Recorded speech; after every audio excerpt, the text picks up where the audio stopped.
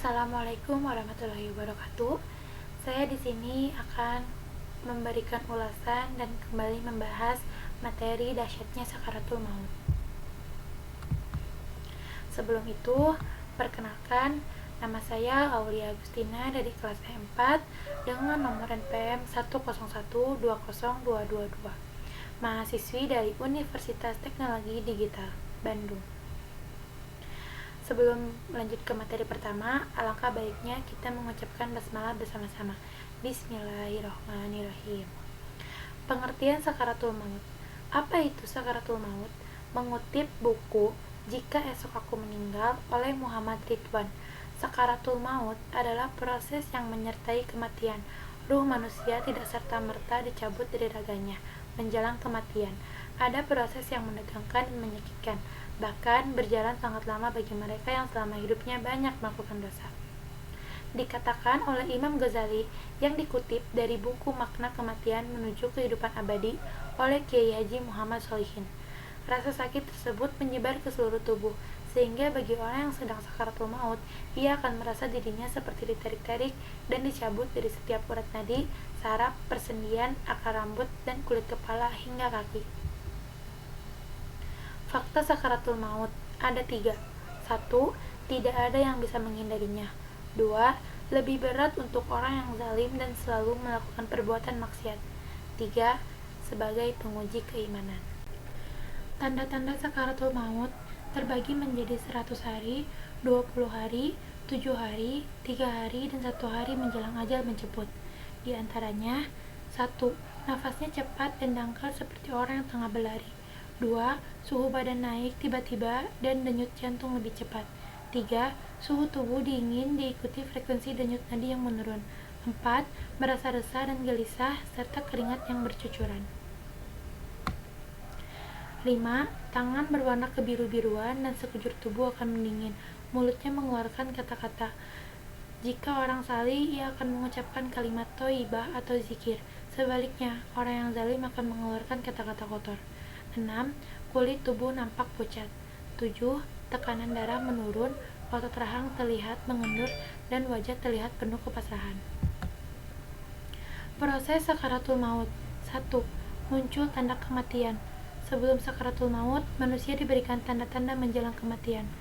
Seluruh tanda yang muncul ini merupakan sebuah berkah, sebab Allah Subhanahu wa Ta'ala sejatinya memberi peringatan agar manusia tersebut dapat mempersiapkan diri serta bertaubat.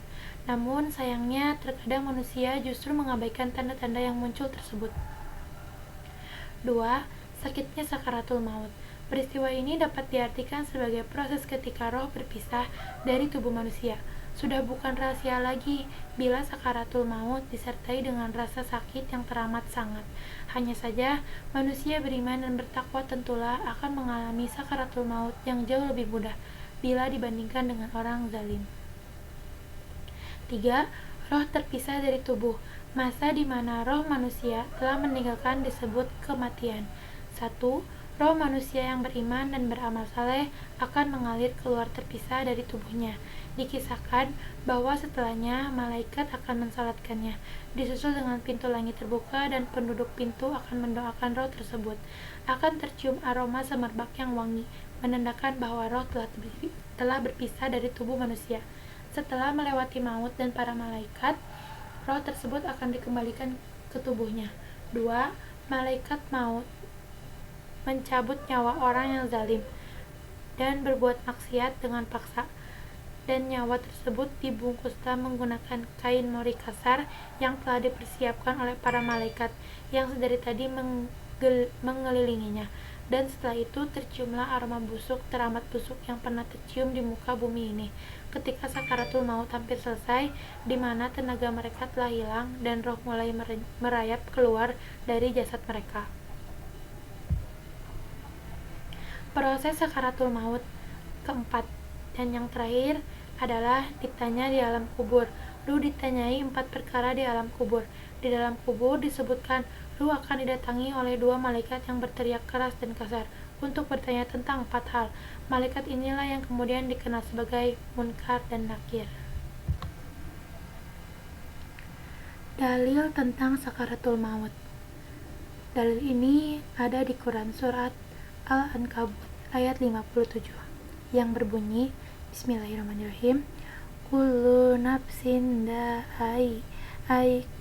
kotul maut summa ilaina turja'un, yang artinya tiap-tiap yang berjiwa akan merasakan mati, kemudian hanyalah kepada kami kamu dikembalikan. Quran surat Al-Ankabut ayat 57. Cukup segitu materi yang saya sampaikan. Mohon maaf bila ada banyak kesalahan. Saya ucapkan terima kasih. Semoga kita yang masih hidup dapat selalu dikaruniai hidayahnya, berada di dalam jalan yang benar, selalu istiqomah dalam keimanan, dan termasuk umat yang dimudahkannya selama hidup di dunia, di akhir hidup, ketika sakaratul maut, di alam barzakh, di padang mahsyar, di jembatan-jembatan sirat al-mustaqim, dan seterusnya. Amin, Allahumma amin.